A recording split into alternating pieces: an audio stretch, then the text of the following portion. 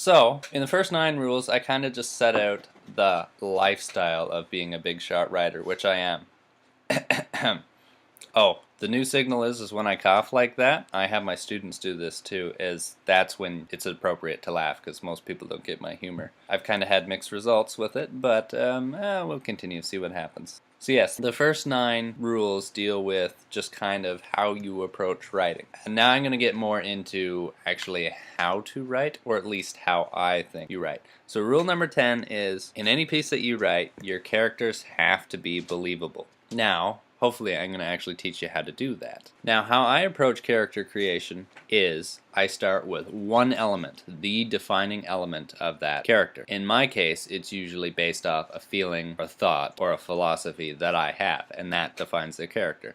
And from there I add to it. Probably when you're starting out, the easiest thing to do is model it off somebody or something you know, which includes yourself. But the warning with that is change enough facts and details about the person so the actual person cannot tell who they are, because then you run into problems. If you ever notice at the end of films, it's characters and settings. If they resemble characters or settings in real life, then it's accident. Yeah, you don't want to copy somebody. You don't want to copy somebody's personality so well that they know exactly who you're talking about, unless it's important to your story. Like if you're writing like a factual account of your family, then yeah, it might make sense to do that. But I'm going to stay away from that. So let's say, well, I don't know, pick a random profession. Teacher. You have a certain teacher that you hate. Now, why do you hate that teacher? You know, oh, they're always yelling and they're never giving us instructions and we don't know what to do, and they're just like, well, that's tough, that's life and you have to do it. But as soon as the principal or the vice principal or the superintendent walks in, they're just all smiles and totally two-faced.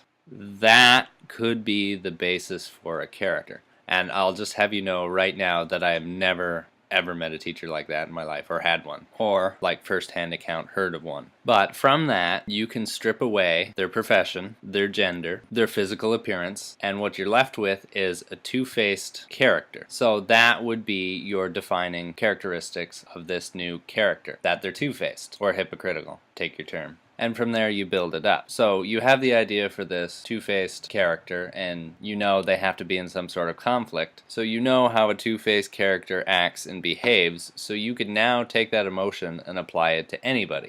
It could be a boss at work. It could be a bank teller. It could be a spouse. So from that characteristic, you can start adding back things to fit into your story, like whether they're a man or a woman, what their profession is, what their physical appearance is. So say you're going to write a detective novel, and you want one of your criminals to be this two-faced character. Well, then you can apply that defining characteristic of two-facedness to a criminal, and then start adding in the characteristics like, well, they're a criminal, so I'm going to paint them in the stereotypical criminal, big bald guy with tattoos.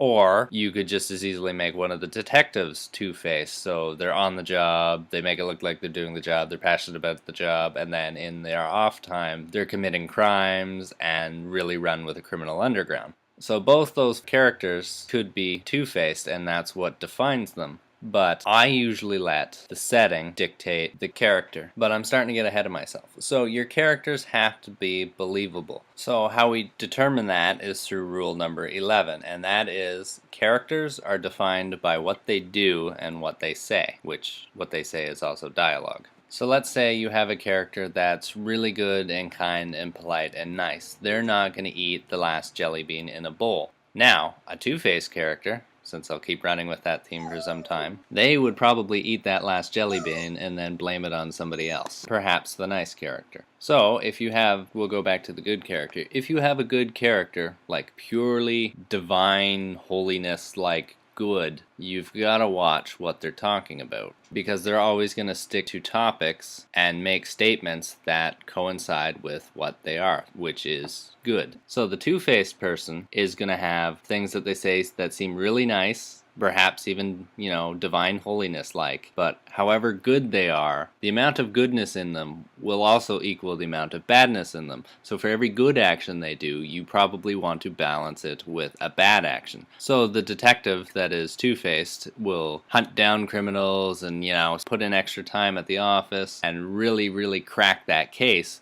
But then if they are that good, when they go off duty, they have to be equally as bad. Or at least I would say for a two-faced character, because a two-faced character should be balanced. So even their speech would change when they're off duty. That would help show the switch in personality.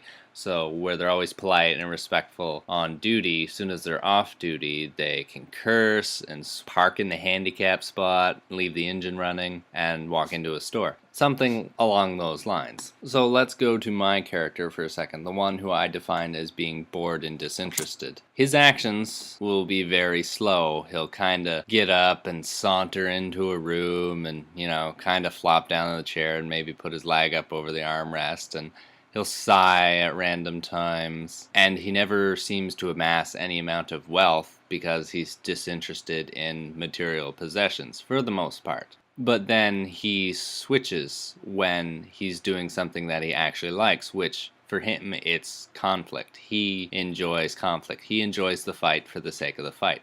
So as soon as he gets into a battle-like situation, or even a verbal conflict at a council table, for example, which does occur, he all of a sudden becomes taller and stands up, and his dialogue becomes more definitive. So where he's lazy, he's like, oh, maybe we could do this, or maybe we can do that, but when he's standing at that council table, it's, this is the way you do it, and this is the way I'm going to do it, and get out of my way if you don't side with me. You're either with me or against me. That would be an example of how to change his dialogue. So my tip of the day is going to be on how you could possibly write dialogue. And this is actually kind of funny because I think my dialogue is fairly bad, and my book publisher said that was an area I needed to work on. So, but nevertheless, I don't feel that bad about it because H.P. Lovecraft was notoriously bad at dialogue, and his solution was to just include very little of it. I kind of quoting Stephen King on that. But the easiest way that I find to work on my dialogue, and I'll admit it's getting better, is mostly by eavesdropping, is actually comparing how people speak to other people. And you can do this by watching movies. And usually picking extreme examples of one and then of another helps to illustrate the differences. So if you've seen the movie Jarhead, you'll notice that the soldiers speak in a certain way. And then if you watch the movie Wonder Boys, which is starring Michael Douglas, Tobey Maguire, and Robert Downey Jr., which is a great movie about writers, by the way, and it's kind of funny. But you'll notice in that movie they're more articulate with their words, there's a richer vocabulary, versus Jarhead, at least for some of the soldiers, they're more simple spoken, and even their topics are more kind of earthly, like what's immediately going on around them and their interactions with other soldiers. Versus Wonder Boys, they talk, there's a certain humor laced through it, that certain statements kind of just make you smirk and whatnot, and there's a lot of kind of inferences and metaphors and those types of things, which I haven't explained, but hopefully you know what they are. I might do a future segment on them, but I really don't want to, because that's not really what I'm trying to do here, but it might happen eventually.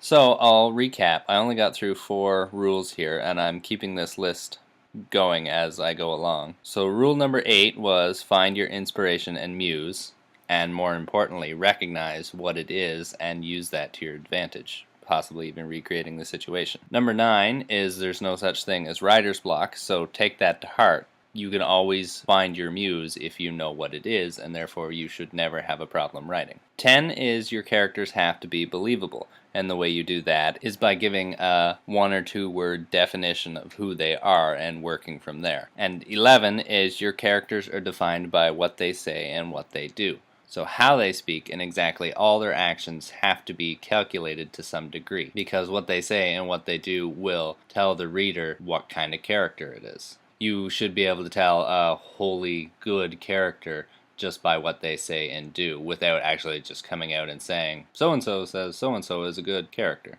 And tip of the day is if you get stuck on your dialogue and you don't know how people speak, try listening to movies with a good variety of peoples and personalities to illustrate some of the differences that you will find. Or eavesdrop, but that has its own inherent problems. So I already foresee my next audio segment, and that's going to be on how to keep yourself organized. And I will talk about how I kind of keep myself organized and how I know other writers keep themselves organized. And I'll add at the end here that that any comments about any profession or people in this segment were used strictly to illustrate how you go about creative writing. So they should be treated as fictitious creations of me. So, without further ado, I'm done. Goodbye.